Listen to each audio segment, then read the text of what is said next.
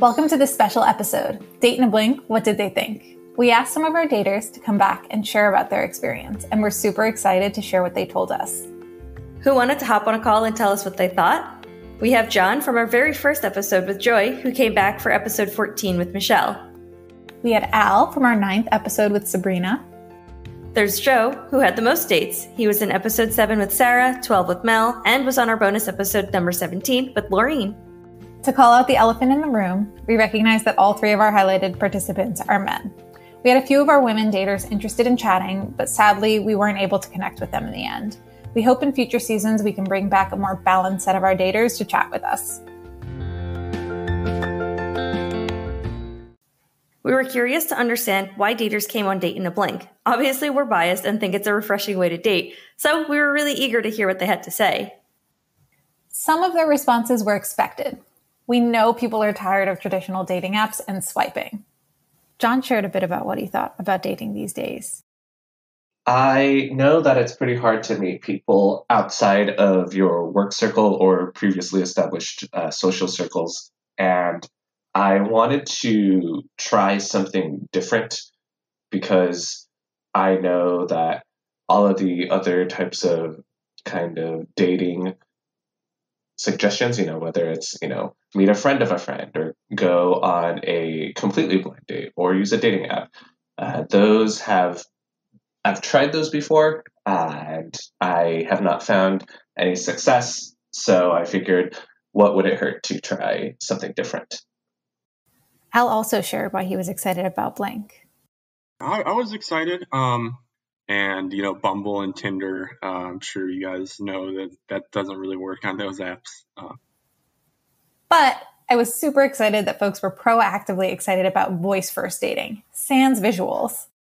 John told us, pictures are not the best way to capture someone's personality. Guys and girls included will usually doll themselves up or show pictures that put them in as wonderful of a lighting as possible. And then knowing that beauty will fade, at least on the physical side, because we're all going to age, I'd much rather get to know what you're like on the inside. Al actually had experience with getting to know someone by voice. I kind of fell in love over a voice thing before. We also wanted to know what our daters were thinking and feeling leading into their dates. As hosts, we saw Blink dates as an easier way to date.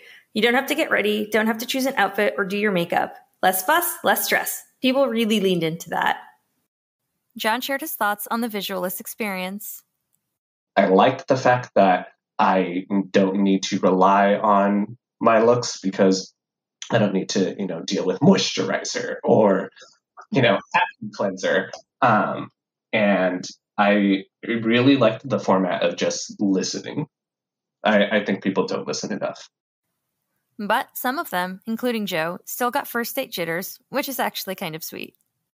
Yeah, like I said, I was a little nervous, but not in, self-deprecating in a way that I don't want to come off boring. So there was that kind of nervousness, I guess. But other than that, I just kind of went into it it'd be kind of cool to talk to somebody different, hear somebody else's story. I like hearing other people's stories.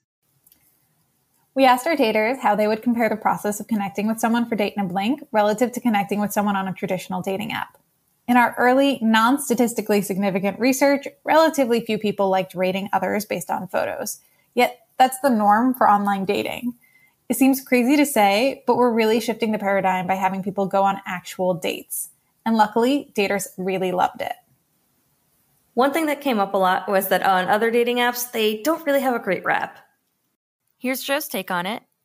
I feel like other dating apps feel like a game, and I think they've done that on purpose. You're just bored, sitting on the toilet and you're just swiping left and right. I will find my next love from my toilet seat. Yeah, it's kind of what it is. Al shared his thoughts on this too. Tinder and Bumble, they're based on pictures, and you can't love someone off a picture. Someone could take a better picture than there's skill involved, if you take a good picture and whatnot, and also what are you wearing in the picture? And it's off of looks, basically, not about who you are as a person. Whereas with Blink, Folks really got to focus on what matters, really getting to know their dates. John really enjoyed that experience.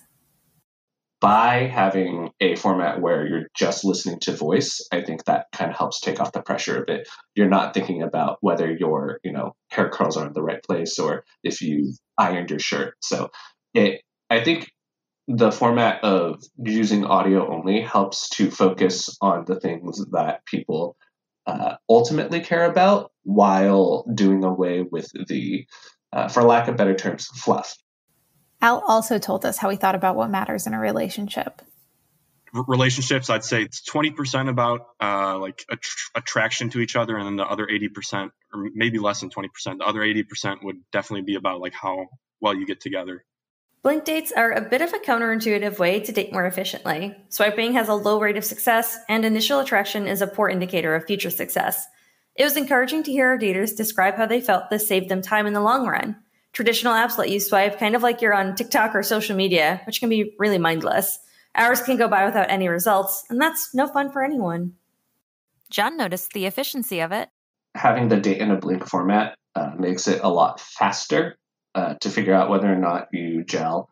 I think that there are people who text better than they speak in person. Joe also liked how quick it was to get a feel for someone's vibe. If you're comparing it to like traditional dating apps, you're kind of forming a possible connection like right away from just like talking, and you kind of get a feel right off the bat if like at least if you want to meet the person or if you guys will vibe. Al also thought the format was a great way to quickly get to know someone.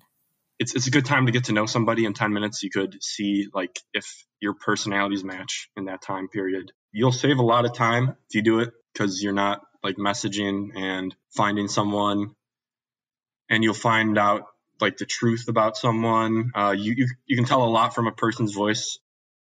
Some folks may already know the backstory of Blink and how it was born of me getting to know people without knowing what they looked like. But I had yet to hear what other people thought of that experience.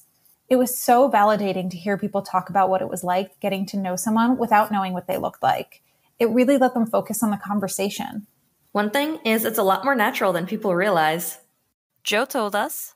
It wasn't as weird as I thought it'd be. It's kind of cool, like listening to somebody, then you're just kind of hearing their story and not necessarily like thinking about the salad in their teeth or something like that. The low-stakes nature of audio only, no visuals, makes it a lot easier to just be yourself. John shared how relaxed it felt. It was very refreshing because then all I had to think about was how do I say something funny at one point. I just need to say one funny thing. And she managed to laugh, so that's good. I think that it felt like I was just on a phone call. And when I'm on a phone call with my friends or with my family members, it feels a lot more natural to me. Al also shared his take on it. Oh, I felt good about it. I wasn't too nervous. There's not much at stake. I felt really good about it. Talking can be really nerve-wracking for people, especially those with social anxiety. The responses from our daters when we asked them to describe one word or phrase to describe the experience honestly really surprised me. I thought the responses would be more high energy. Here's what John thought. The word that I came up with was relaxed. Al told us. Kind of fun because you kind of get that rush, like who this person is, you don't even know them. And also informative because on like Bumble and Tinder, you're not going to know much about the person because your thumbs are going to get tired. It's much easier just to the person. It saves like a lot of time. Joe said. One word, chill, I guess.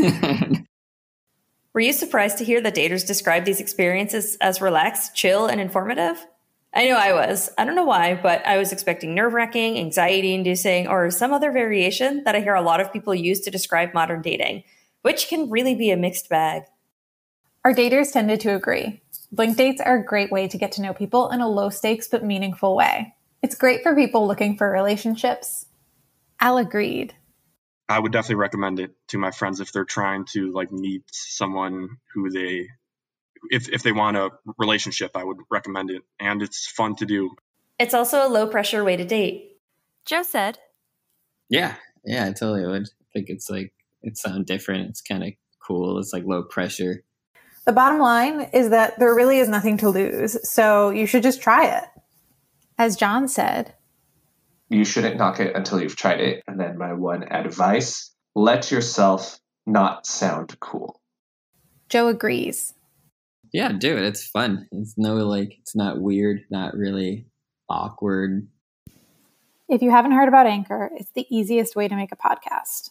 Let me explain a bit. It's totally free, and Anchor will distribute the podcast for you so it can be heard on Spotify, Apple Podcasts, and lots of other podcasting platforms. Not only that, but it has creation tools that allow you to record and edit your podcast right from your phone or computer. It also lets you make money from your podcast with no minimum listenership. It's everything you need to make your podcast in one place. Download the free Anchor app or go to anchor.fm to get started.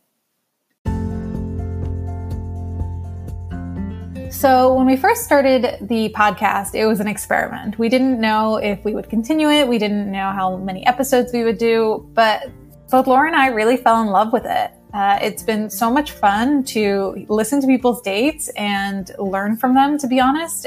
Honestly, thank heavens for the mute button, because I was giggling and constantly trying to keep myself from getting involved in the dates.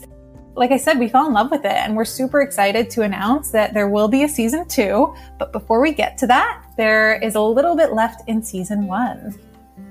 We know you're wondering, hey, I just listened to 17 dates. Who of them matched? We'll be sharing that in the very last episode of this season.